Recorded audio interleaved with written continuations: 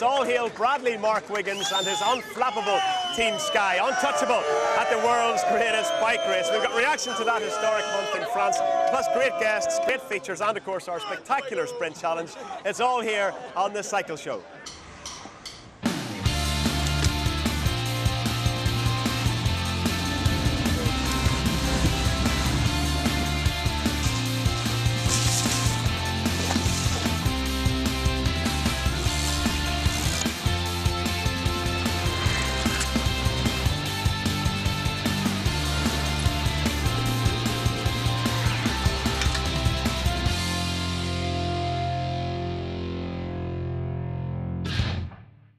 Yes, hello and welcome along to the Cycle Show. This is the very first programme in a brand new series, long overdue, that celebrates bicycles of all shapes and sizes and the people of all shapes and sizes who ride them. BMXers, mountain bikers, commuters, roadies, casual riders. This is the show for you.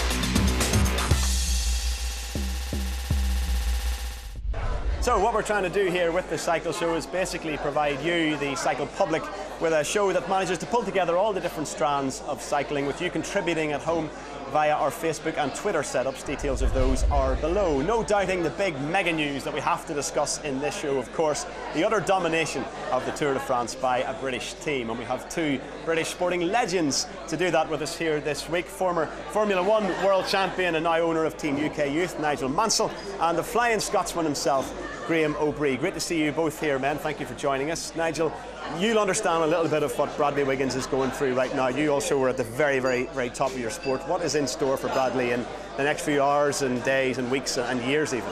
Well, it's amazing. The world's at his feet. I think what he's done is created history, and he's going to live it now for the rest of his life, and it's just awesome to do that and to be part of it.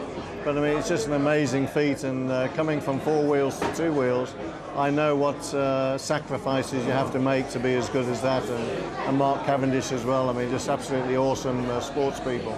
Well, it's very difficult for us to get any sort of illustration of how excited Bradley Wiggins is from here, of course, but for an illustration of how excited the British public is with cycling and everything that's happened in Paris in the last wee while, just watch this reaction here in this London cafe to Cav winning the final stage on the Champs-Elysees. This is a brilliant lead-up by the champion of Norway on Team Sky, Boysenhagen. It's a perfect finish for Mark Cavendish. He's brought into the straight so far ahead. It's familiar. The missile is firing and he doesn't get past. Look at his face. He makes it look all too easy, but that is the story of the Tour de France. Has he, yes, he's clear. Mark Cavendish gets 4 out of 4 wins in the last 4 years in Paris. This is the end of a perfect Tour de France for Great Britain. Great joy unbridled, I think it's fair to say, was the reaction to Cav leading home Team Sky once again. Nigel, a perfect time for you guys to get involved in cycling. You've only been in the sport for a couple of years and look what's happened. Yeah, I mean, it's absolutely incredible. I mean, Team UK Youth has evolved over the last 2 years for UK Youth, the charity. We had our centenary for 100 years, only 2 years ago. And as you know, we've developed it to inspire young people and to get the best secret out there in the marketplace, that we reach 750,000 children in any 1 year, and we have upwards of 45,000 volunteers and 7,000 youth clubs, and you know, it's just an amazing, and you know, cycling and the Tour de France, and you know, Mark Cavendish, world champion sprinter and everything else, it's just awesome, and hello to the Isle of Man too. Graeme, give us a little illustration or an insight, if you like, about what sort of commitment it takes to reach that level in your sport. Well, it's a continuous commitment. Even when you're asleep, if you get up during the night to the toilet, you go, oh, how's my legs? It's like constantly, can't I eat that? Or you're constantly, your entire life, you live and breathe. Every waking moment is, how's my form, my condition, I'm okay. And obviously, the effort you've got to put in physically, you have to go from good to great. You have to cross a line in terms of being able to do more than you think you can. Most people do what they think they can. Sacrifice. But then you've got to do more than you think you can to become that good. Nigel, do Team UK Youth have any ultimate ambitions to try and hit the Tour de France at some stage? Well, I mean, it could be possible, but it's going to be down to sponsors, obviously. But we're very happy where we're placed at the moment for promoting the charity, which is incredible. But just feeding off Graeme then, because obviously we have to put our bodies through an awful lot being a Formula One Grand Prix driver. Having done John O'Groats to Paris, 1,320 miles in 11 days, just 2.5 weeks ago, it is the most incredible thing. And you hit walls, don't you? You hit brick wall after brick wall, and you have to push through it. And a lot of people don't have the ability to do that. And of course, what Bradley's done this last couple of weeks, and the other riders there, it's just awesome. It's just an amazing thing what they're able to do to their bodies. You will have some appreciation of the amount of tactics and the amount of planning. Obviously, you go through it domestically here, but give us again an insight into what that takes to be so successful and to be so dominant for 3 weeks. Well, the thing is, I'm quicker than Cav, but you know, no one knows about it. It's just that I'm only quick for 1 lap when we qualify, and I have an engine behind me. He is the engine. I think the thing that's fascinating for me is with cyclists, there's nowhere to hide. They are either fit and they're there to do the job, and you can see the arms now, the goosebumps. With us, we have to have the engine, the tyre, the team combination, the whole thing, but I think that's the thing I love about cycling, golf, tennis and things like that. It's an individual sport, and I take my hats off to them. It's just incredible. Absolutely. So having successfully completed its journey around France, the SkyTrain now stops to acquire a new carriage in the form of David Miller, and it becomes Team GB, with all eyes, of course, focused on the Olympic road race. We sent our own former Olympian, Rob Hales, around the circuit to find out what's in store. The Olympic road race, a course tailor-made for a sprint finish. Not necessarily. Now, there aren't too many climbs within striking distance of London, but the organisers have taken the route through Box Hill in Surrey. It's nowhere near as long as an Alpine pass, but 9 times over it's a different matter. A similar amount of climbing to the Col d'Izoard, the famous Tour de France climb. Box Hill's a different type of climb. It's much shorter than an Alpine pass, and that means Cav will get a chance to relax and recover over the summit. Power to weight is crucial in these sorts of hilly races, and the better his power is and the lower his weight, the faster he'll be able to go up the climb. Well, I think it's time to test this Box Hill circuit. My helpers today are riders of differing abilities, but just like the Olympic road race, they are all going to want bragging rights.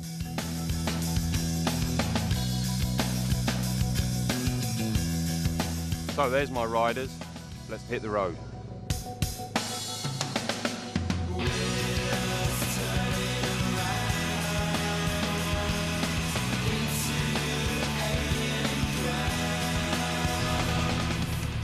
We're on the climb now.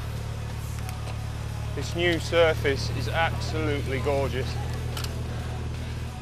About 2k into the climb now. Just steepens up, and this is the bit now where the peloton are really going to get strung out. Well, we're on the descent now off the back of the climb. 60-70 kilometres an hour minimum now for the bunch. The pressure's going to be on for an awful lot of guys on this section. Don't miss it. So we're really starting to get into this race now. Weather's making it a little bit harder. See you later, suckers. And there we got the first attack from the group. Natalie, he's gone early. But it's a good move. For us to stand any chance of bringing this break back, we're going to have to start working now, through and off, each rider taking their turn. Generally speaking, the rider on the front is producing anything between 30 and 40% more energy and more effort. So you do short turns, 15, 20-second turns, and then swing off. And then the guys who have been resting in the wheel, they come through, take their turn. Meanwhile, I go, get on the back, hopefully get some sort of recovery before it's my turn again. So we're right near the top of the climb now, and there's only a few of us chasing, few of us able to commit to the cause.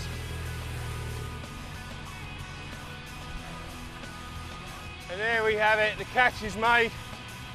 Oh, and there we got it. Walter, he's been sat on. Sandbagging, that's bluffing in my book. Should have seen that coming. His team doesn't want this race to finish on the mall and hopefully for him come in a solo victory. So that was Box Hill, not the easiest of circuits to control. Keeping at that pace for 9 is certainly going to sort people out, I think. It was, yeah, pretty tough. The quality of the field that will be here on the day, I think it's going to be an extremely testing event.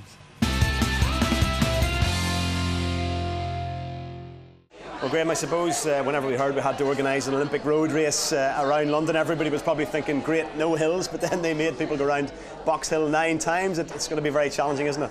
It is going to be challenging. And actually, the most interesting part of that course could be the miles, the few miles leading up to Box Hill. Because everybody's going to want to get near the front. You saw how narrow the road is. Everybody's going to want to get to the front and to get their favourite rider to the front. Not so much to attack, but to be in where the action is going to take place. So it's going to be hammering along those roads. We'll be taking risks and corners, and the lead up to that climb, it's going to be really, really interesting. It's an absolutely incredible summer for British sport and for cycling especially. We've just had this huge high of the Tour de France. We're going to have another huge high of the Olympics. What is the Olympics buzz like? I know you didn't particularly enjoy your experience, but what's it like? Well, actually, in retrospect, I loved it. It's only taken 2 decades, or a decade and a half, to go, oh wow, that was an experience. Because when you're at the Olympics, it's kind of like your ultimate dedication is, oh, how's my legs? You don't see anything else. How's my legs? How's my lungs? I'm okay. Have I a sniffle? Oh no, I've got a cold. You're totally immersed in how's my form, until your event's over. You hardly even notice it. Well, it's not just all about professional cycling here on the Cycle Show. We also want to hear from you, especially if you're in a club and you'd like to be part of the show here in the cafe. Just send us a video letting us know why we should have you. You can do that via our Facebook and our Twitter pages. That's it for part 1, but join us again for an exclusive look at Graeme Obree's latest innovative bike design. There'll also be our mega Cycle Show Sprint Challenge. Join us again for that. The Cycle Show is sponsored by Chain Reaction Cycles.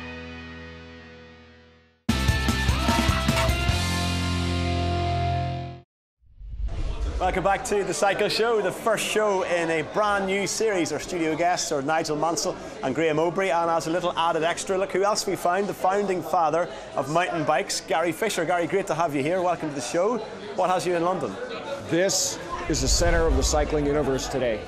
I realized that a couple of days ago and I said, all right, changing my mind, changing my flight, I'm coming here. Well, I was at Trek World, you know, it's our big sales event for our dealers over in Frankfurt. And then in a couple of days, I'm going down to Cortina, Italy. I'm going to eat marvelous food, and I'm going to ride my mountain bike with a bunch of mountain bike magazine editors. But you know, this is a special treat. And a really special treat, presumably, to be sitting beside Mr. Graeme Obree. I imagine a kindred spirit, Gary, in terms of what he's done for bike design.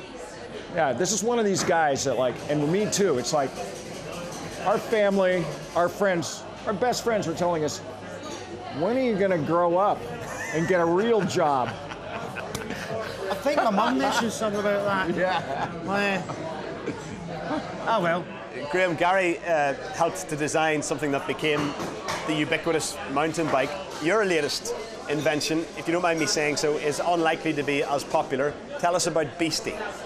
Well, it's not a commuter bike. It's the Beastie is where do I start?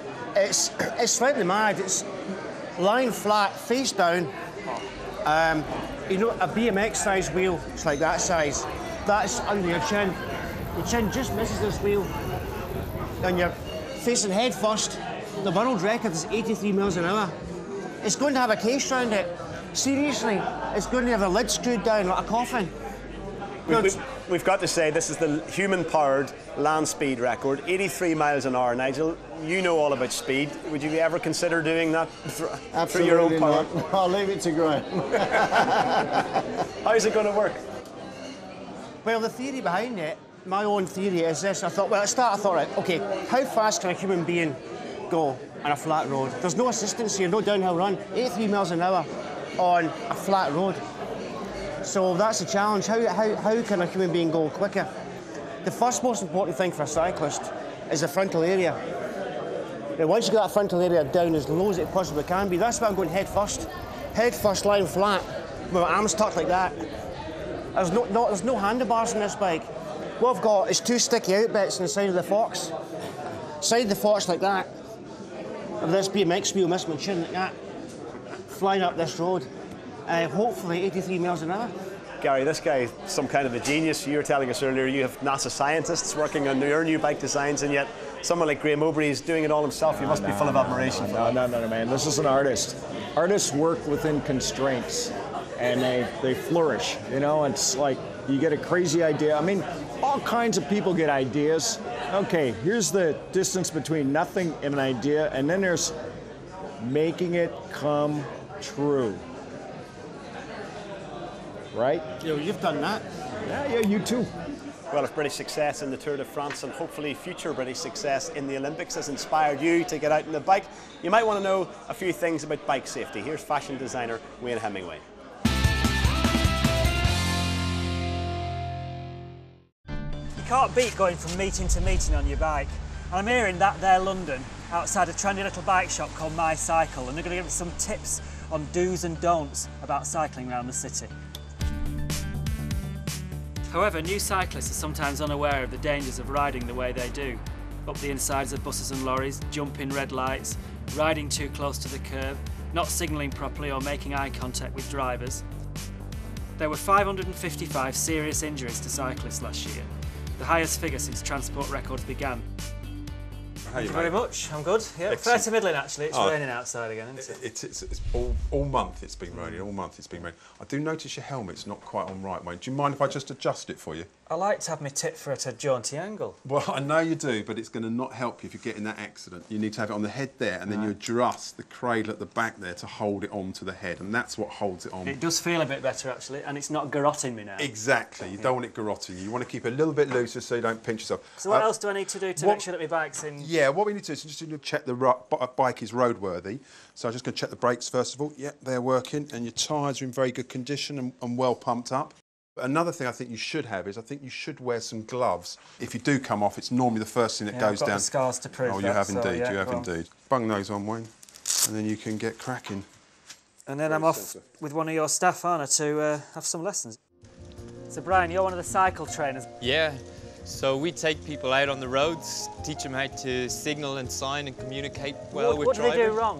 What do cyclists do wrong? Not communicating with drivers and understanding it's like you're sharing the road as much as you have to understand you're sharing with them, they with you too. And I think it's about confidence as well, is it? Can you teach people confidence? Once you know you're doing the right thing, it's a big confidence booster. I love cycling in the city. It's thrifty, it's sustainable, it's quick. And in theory, it's healthy, but the missus always says you've got to avoid trucks and just stay well clear of them. Yeah, 2/3 of all accidents in London are involved with trucks. 14 people, cyclists, can fit inside the blind spot of a truck, so it's a very bad place to be. So what other big tips would you give to city cyclists then? Awareness is the most important thing. Keeping your hands on your brakes, because anything could happen. And they're on. Signalling, good man. Signalling and making eye contact with drivers. Being able to look behind you when you're turning right is very important. Thanks for that. You're very welcome. Very enjoyable. Well, I've had my safe cycling course. I've picked up a few tips. None bigger than to steer clear of big lorries. Do you know what? Wives are always right. Well, Gary, I know that making cycling safer is a real passion of yours. What's your top tip to stay safe? Well, one of the things is plan the serpentine route. I mean, look around all the places you can ride and go on the quietest streets. You'll really enjoy it a lot more. Graeme? Well, there's two things. Expect every driver to be slightly mad. And secondly, look wobbly. Seriously, I went the roundabouts looking wobbly, and the driver's like, oh, this guy doesn't know where he's going. You've got loads of space. Better leave this guy alone. Yeah, look wobbly. Nigel, it's a good time to ask you that because you've just broken your collarbone on the bike. Absolutely, awareness. You've got to have awareness on a bike, and also please wear a helmet. Wear a helmet just in case someone crazy knocks you off the bike or you fall off the bike yourself like I did. It at least protects the noggin. Nigel, thank you very much for your efforts today. We've got to let you go. Best of luck with Team UK Youth for the coming seasons. We'll watch your success as you develop. You two guys, not so lucky, also friendly so far on the couch, but now it's time for combat. It's the Cycle Show Sprint Challenge. So every week here on the show, two of our guests will be going head-to-head in the Cycle Show Sprint Challenge. We'll be collecting all the results and putting them on our special Cycle Show Sprinters leaderboard. They've got to cover 500 metres as quickly as possible. Over to you, Jasper. OK, riders, ready? 3, 2, 1, go! And they're off at the 50 metres. It's absolutely neck and neck. Tied at 100 metres. It looks like Graeme on the blue bike is opening up the tiniest of gaps, coming up to 200 metres. Here we go, up to halfway. Graeme is just in the lead. Come on, Gary on the red bike. 200 metres left to go. Graeme is still holding that gap. Come on, Gary, you can do it. 100 metres left. Sprint, Gary, sprint. 50 metres left, and Graeme is going to take the victory. 25 metres, and Graeme on the red or the blue bike. Graeme or Obree wins. Gary Fisher in second place. Well, it was close, but the Flying Scotsman, Graeme Obree, prevailed. Great warm-up that for his world record attempt coming up in September. Graeme, thank you very much. Congratulations. Sideburns are quicker. Sideburns are quicker. It was all in the burns. Gary Fisher, thank you very much for your efforts. Great to see you here in London. Congratulations, thanks for taking part. You can take part as well. Just get in touch with us via our Facebook and Twitter pages. Tell us why you should be here on the Cycle Show and send us any videos that you think we might find amusing. Next week, I'll be reporting from the Olympic road race party. Anna Glowinski will be throwing herself off a mountain in the Alps. We have 2,200 riders descending 2,500 metres from the summit of Alpe d'Huez. This is going to be awesome. Congratulations once again to Bradley Wiggins and the Team Sky. We'll see you again next week. Bye-bye.